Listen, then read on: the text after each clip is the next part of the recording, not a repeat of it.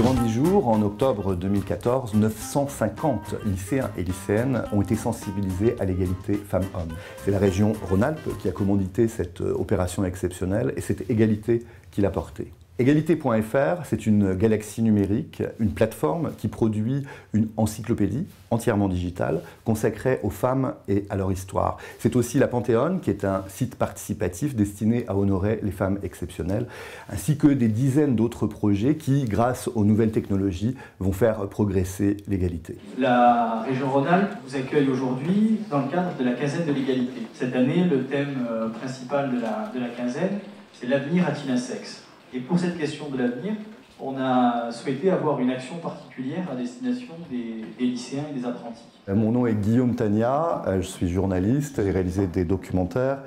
Et le dernier en date, c'est celui qui va nous occuper aujourd'hui, qui s'intitule « La dernière vague du féminisme ». 950 lycéens et lycéennes ont donc été conviés sur une péniche de l'égalité qui naviguait sur les cours d'eau de Rhône-Alpes, en Isère, dans la Loire, dans l'Ain, en Ardèche, dans la Drôme. Ils et elles ont débattu, polémiqué, réfléchi surtout sur l'histoire des droits des femmes, le féminisme et les questions d'égalité. Librement et sans tabou, ils et elles ont raconté des anecdotes, exprimé leurs sentiments, leur blocage parfois sur ces questions. Ce furent des moments époustouflants, revigorants, souvent drôles, et qui permettent une conclusion limpide, définitive. Chaque jour, ce sont ces jeunes qui portent, qui construisent l'égalité, et cela rend très optimiste en ces temps incertains. Quelle serait la définition pour vous de féministe ?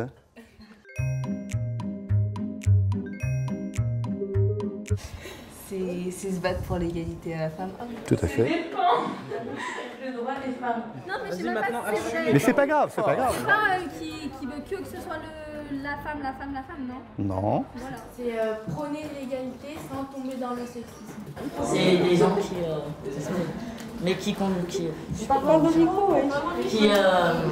défendent les droits des femmes et les votes des femmes. Très bien, très bien, très bien.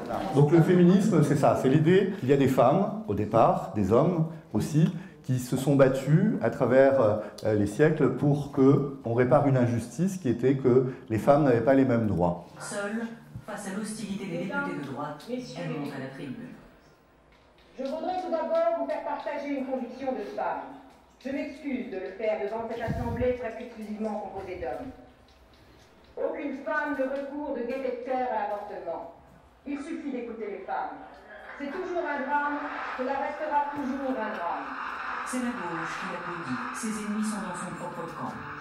Insulte, lettre anonyme, on la traite de sale juive. Certains osent même une comparaison entre avortement et crime nazi. Simone Veil, ancienne déportée, encaisse. Je pense que les femmes, elles sont égales aux hommes. C'est bien qu'elles prônent ça et qu'elles se battent pour ça. Sans tomber dans le fait que les femmes soient supérieures aux hommes, parce que c'est faux et les hommes ne sont pas supérieurs aux femmes. Pourquoi on appelle ça féminisme si le but c'est que hommes et femmes soient égaux? Pourquoi on dirait pas hominisme? C'est pas les hommes qui sont inférieurs, c'est les femmes. Ça veut dire en gros qu'elles partent du principe qu'elles sont inférieures. Alors que faut pas parler. Non, ça veut dire qu'elles veulent se tourner comme ça. Ouais, pour moi, ça a plus d'impact quand c'est un homme qui défend les femmes plutôt qu'une femme qui défend les femmes. Une femme, en gros, c'est comme si elle se défendait. Les gens ils vont dire elle se défend, alors qu'un homme, c'est qu'il y a une vérité et qu'il faut que ce soit égaux. Si un homme, quand il dit un truc, ça a plus d'impact qu'une femme, ça veut dire que ça va réellement avancer. Est-ce que quelqu'un voudrait parler des inégalités qui demeurent entre les hommes et les femmes?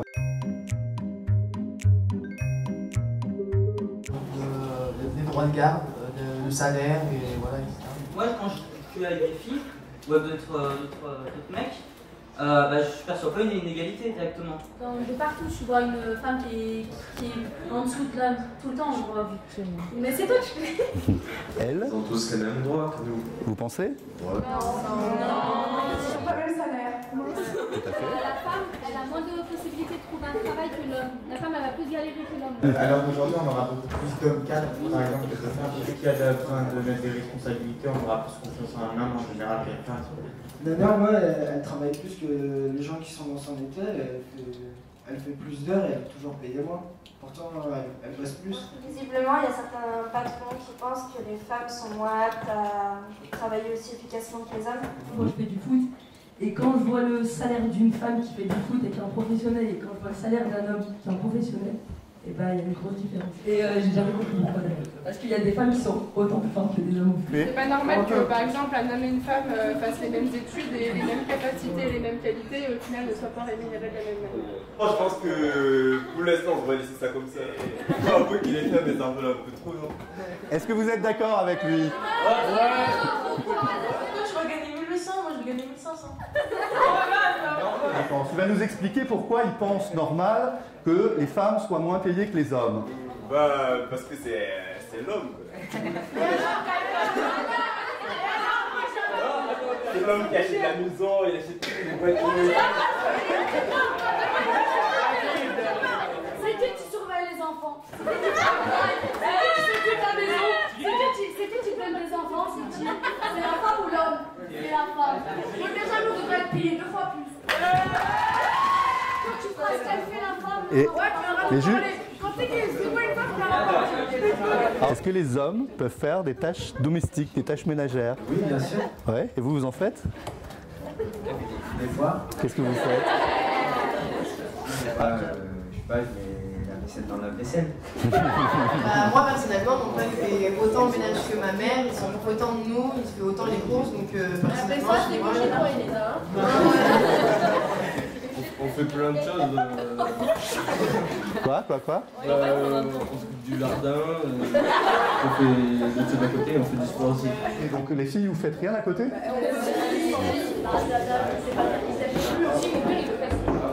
C'est pas, il y a des compétences en fait, c'est que vu que les gens ils sont tellement habitués que dans l'ancien temps que les femmes elles fassent le ménage etc, que maintenant c'est devenu une habitude en fait.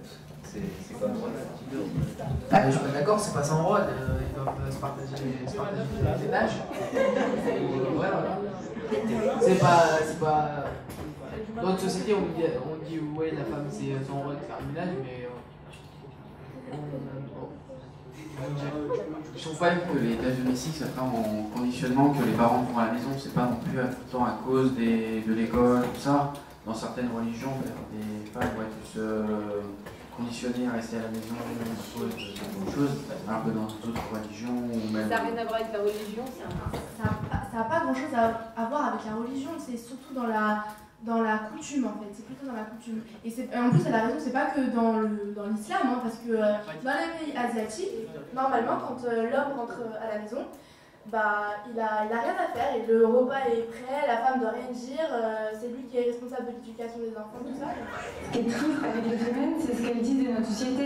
En fait, ce qu'elles disent, c'est que si une femme ne montre pas ses seins, elle n'est pas prise en photo et elle n'intéresse personne. Les Femmes, c'est donc un mouvement radical qui n'est pas du tout représentatif de l'ensemble des féministes qui sont très diverses. Je pense que c'est un peu à cause des autres qu'elles se manifestent comme ça, parce qu'elles pouvaient se sentir avoir aucune place dans la politique, mais grâce à ces manifestations, elles se sentent plus présentes. C'est un système de communication, en quelque sorte, mais je pense qu'elles ont autant de place que les autres féministes dans ce mouvement. C'est ça, mais tout à fait.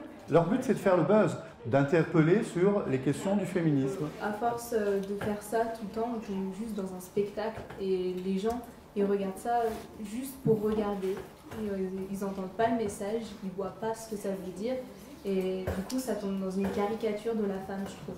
Et c'est dénigrant. Ce dont quoi est le symptôme des Femmes, ce qu'elle raconte en faisant ces actions et en provoquant ces scandales, c'est qu'en effet, c'est le corps de la femme qui est en lui-même un scandale. Je vois des hommes parfois se balader dans la rue torse nu et moi je me dis j'ai chaud, j'aimerais bien me balader torse nu et je ne peux pas. Le soir, par exemple, dans la rue, quand on veut rentrer chez soi et qu'on est allé par exemple dans Vienne, et bah, tout de suite on se sent en insécurité. On peut se faire siffler dans la rue, on peut se faire insulter pour rien du tout. Et... Enfin, c'est un... Tu vois une femme passer avec une mini-jupe et un haut court, tu vas pas la traiter de prostituée. Tu te fous de moi? Mais non, il aura pas le temps de parler, mec, comme ça. Non, enfin, en généralité, mais certains, enfin, ils sont très très bien, il n'y a rien à dire. Mais il y en a, ils ne laissent pas parler, ils sont super machos. Il y a des hommes qui peuvent faire un certain travail que les femmes non. De toute façon, c'est normal que ce soit un homme. On va pas se faire épiler par un homme. Avant, il n'y avait que des femmes qui étaient sages-femmes. Maintenant, il y a des hommes. Est-ce que c'est vraiment quelque chose de gênant? Un petit peu. Oui. Pourquoi? Je peux vous faire un Pour les questions. Éventuellement, je vous donne un stylo. On verra moins un videur de boîte de nuit femme que homme. Ah bon? Ah oui. Ah bon? Nous, par exemple, on voit mal dans la poisson ou quoi. Oui, mais il y en a, voilà. Mais il y en a dans tous les métiers. Qu'est-ce que c'est pour vous un stéréotype? Un stéréotype, c'est par exemple, on va donner une poupée à une fille et une voiture à un garçon. Enfin, c'est une idée donnée. Tout à fait. C'est une image qu'on se fait de quelque chose, de quelqu'un. Est-ce que c'est pas un stéréotype de penser que les femmes sont moins fortes que les hommes? Et alors, pour moi, à chaque fois, c'est les hommes qui réparent des voitures. Oui, mais moi, j'ai déjà Ah. vu une femme. Il faut changer les choses. C'est pas parce que tu vois que des mécaniciens qu'il faut que ce soit que des mécaniciens. Parce qu'avant, même à l'école, on avait des matières différentes. C'est ça aussi qui a créé, à mon avis, les clichés en fait. Moi je vois, je sais qu'en camion j'arrive pas à passer la marche arrière. Mais direct on va me dire ouais t'as pas assez de force dans les bras, il va falloir te muscler, de toute façon t'es pas un homme donc forcément tu n'y arriveras jamais. Quand on doit ouvrir le camion pour voir le chargement, ils nous disent souvent que c'est à eux de le faire parce qu'on n'a pas la même force pour ouvrir.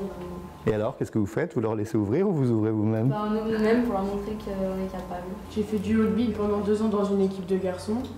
Bah, au début j'étais rejetée et puis je me suis battue en montrant que je suis forte, que je suis capable de tout comme eux. Ce week-end-là, le week-end dernier, mon équipe avant les U18, on a fait un match contre les garçons U18 de l'ON et on les a gagnés. Bravo. Si la société elle aurait pas mis des stéréotypes, et ben, je pense qu'on aurait moins de mal. En fait, c'est inconsciemment, c'est psychologique.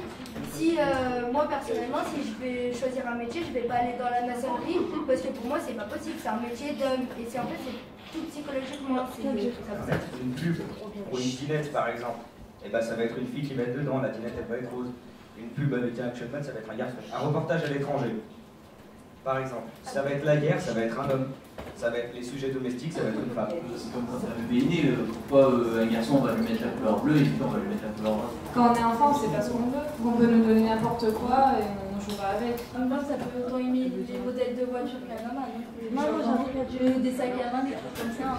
J'ai toujours joué avec ce que jouaient mes frères, c'était pas. Enfin, par exemple, ils pouvaient jouer à la poupée avec moi, ça me dérangeait pas, mais ils aimaient ça aussi, donc voilà. Je sais qu'il y a une phrase qui détruit un enfant, c'est quand on dit à un petit garçon, sois un homme. Ça veut dire t'as pas le droit de pleurer, t'as pas le droit d'être sensible. Il y a encore des parents qui décident de l'avenir de leurs enfants, de la manière dont ils vont leur apprendre des valeurs, on leur apprend pas à choisir ce qu'ils veulent faire et on dit que c'est une femme qui devra faire ça et c'est un homme qui devra faire ça. Il faut encore qu'il y ait des féministes parce que à des moments on retourne en arrière, vraiment. Et c'est ça qui est inquiétant en fait. C'est pas qu'on nous enlève ce qu'on a déjà acquis, il faudrait continuer à acquérir d'autres choses. Vous avez été vraiment formidable et très intéressant. Il y a vraiment une belle diversité de débats, une tolérance, des avis différents, une discussion. Et vraiment, chapeau, bravo. Alors, continuez, soyez libres et soyez vous-même. Et merci à vous.